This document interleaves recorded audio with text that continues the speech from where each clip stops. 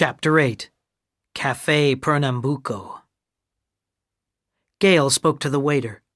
He smiled, and a few moments later he returned with a cup of hot chocolate and a glass of water.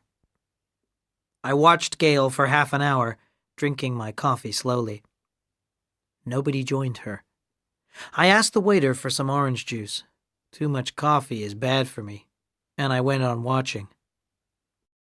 After another hour, and 2 more orange juices, I had to go to the men's washroom.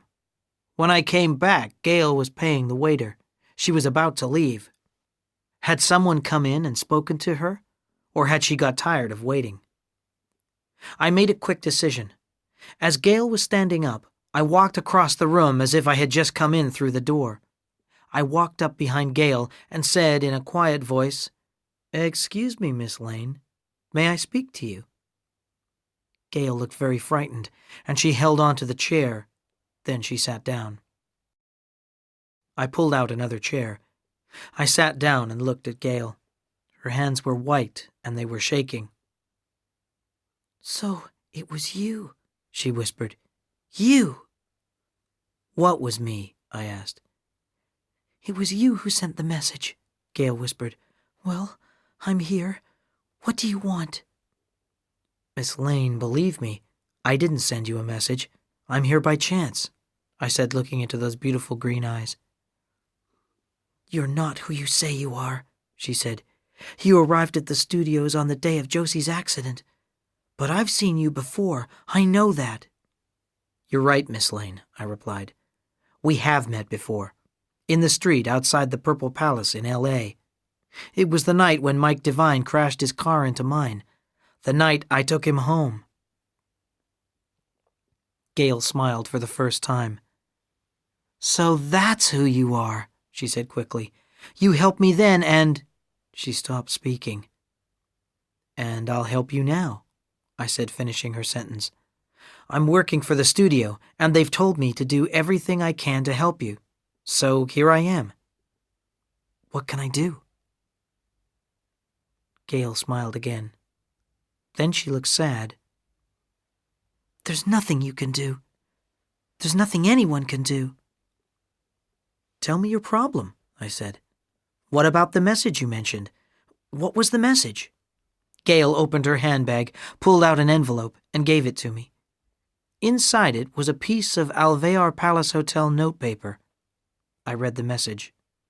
"If you want to have the photos, go to Cafe Pernambuco, Avenida Corrientes at 7 p.m.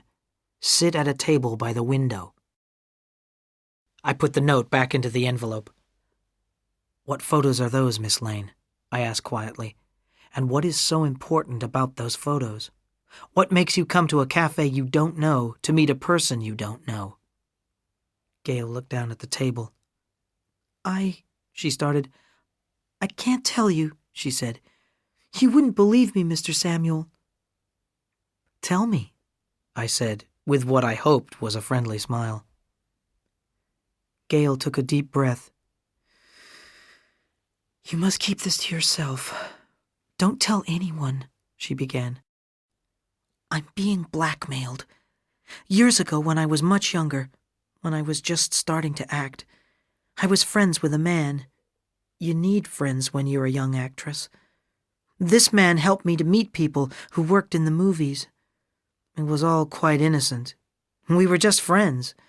We'd go out for a meal or to see a show. Sometimes we'd go dancing in a club." "And the photos are of you and this man," I interrupted. "Yes, I believe so," Gale replied. "They're pictures of us dancing together at a club." I thought for a moment. "And the name of this man? Is he someone important?" I asked.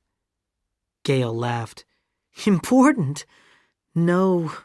Dangerous? Yes. I didn't know that when I met him. I thought he was a businessman. I didn't know he was a gangster and a murderer. I thought he was just a kind person who was helping me to start working in the movies." "And his name?" I asked again. "He's changed his name since I first knew him," she replied.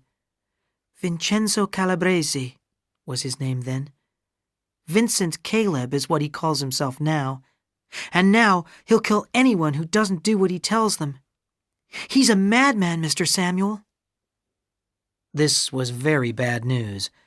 Vincent Caleb was a well-known gangster. He was a ruthless criminal, and he had a gang of ruthless men to carry out his commands. "So the message was from Vincent," I said. "No," Gail replied. "I've had similar messages before. This is from someone who's somehow got some photos of Vincent and me. The last message said that unless I paid $250,000, the photos would be sent to the newspapers. Mr. Samuel, if those photos are printed in the newspapers, my career will be finished." "If these messages aren't from Caleb, have you any idea who is blackmailing you?" I asked. I wondered if it was someone working on the movie, but I didn't say so. Gail shook her head. She picked up the envelope and opened her handbag. As she opened the bag, I saw a small gun inside it. "I have to go," Gail said. "I don't think anyone is going to come." "No. Perhaps they just watched you this time, to see if you obeyed their instructions," I said. "I'll walk with you to the Alvear Palace. Downtown Buenos Aires is a safe place, but you're a star, and someone might recognize you." "Don't worry about me," Gail said. "I've got something here to protect me." She touched her handbag. "If you're thinking of taking that gun onto the movie set tomorrow," I said, "forget about it. The security will be very tight here in BA." "Then you take it," Gail said with a smile, "and give it to me tomorrow when we're on the set." "Okay," I replied, "but let me walk back to the hotel with you now." Gail nodded.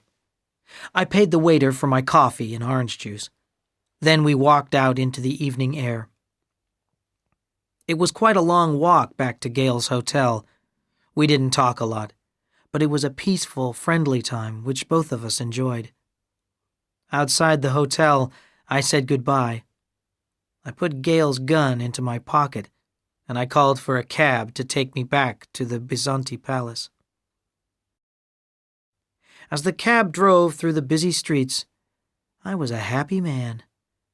Just before going into the hotel, Gail had kissed me on the cheek.